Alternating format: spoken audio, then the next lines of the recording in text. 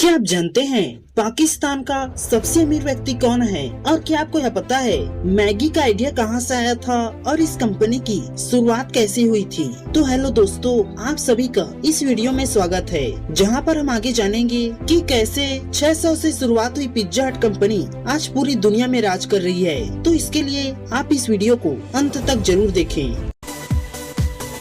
आप सभी यह तो जानते ही हैं कि हमारे भारत देश का सबसे अमीर व्यक्ति गौतम अडानी है, लेकिन क्या आपको यह पता है हमारे पड़ोसी देश पाकिस्तान का सबसे अमीर व्यक्ति कौन है? तो दोस्तों, पाकिस्तान का सबसे अमीर व्यक्ति शाहिद खान है।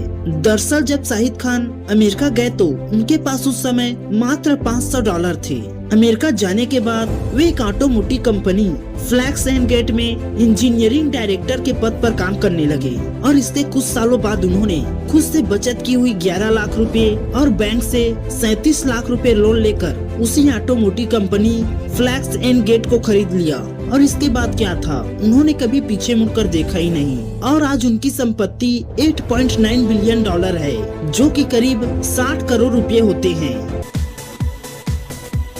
एक लड़का होटल मैनेजमेंट की ट्रेनिंग ले रहा था। उसका सपना बहुत बड़ा था और उसे अपने लाइफ में बहुत ही आगे तक जाना था। एक रात एक बुजुर्ग कपल आया जिन्हें उस होटल में रहने के लिए एक कमरा चाहिए था, लेकिन उस रात वहाँ एक भी कमरा खाली नहीं था। लड़के ने सोचा इतनी रात को ये लोग कहाँ जाएंगे, इसीलिए उसने उन्हें अपना कमरा दे दिया और खुद बाहर जाकर एक सोफे पे सो गया। अगली सुबह जाते समय बुजुर्ग व्यक्ति को उस लड़के का काम बहुत ज्यादा पसंद आया और उस लड़के से कहा कि तुम्हें अपने काम से बहुत ज्यादा प्यार है, तुम्हें तो दुनिया के सबसे बड़े होटल का बॉस होना चाहिए। कुछ समय बाद बुजुर्ग व्यक्ति ने उस लड़के को न्यूयॉर्क का एक टिकट और साथ में एक लेटर भेजा। लड़का जब न्यूयॉर्क गया तब बुजुर्ग व्यक्ति उसे एक होटल लेकर गया और दुनिया के सबसे बड़े होटल में से एक की ओर इशारा करते हुए कहा कि तुम आज से इस होटल के बॉस हो। होटल का नाम था वॉल्डॉर्फ एस्टोरिया। बुजुर्ग व्यक्ति का नाम था विलियम वॉल्डॉर्फ एस्टोरिया और उस लड़के का नाम था जॉर्ज चार्ल्स। आप सभी ने 2 मिनट में तैयार होने वाली फूड मैगी तो खाई होगी, लेकिन क्या आपको यह पता है मैगी कंपनी की शुरुआत कैसे हुई थी?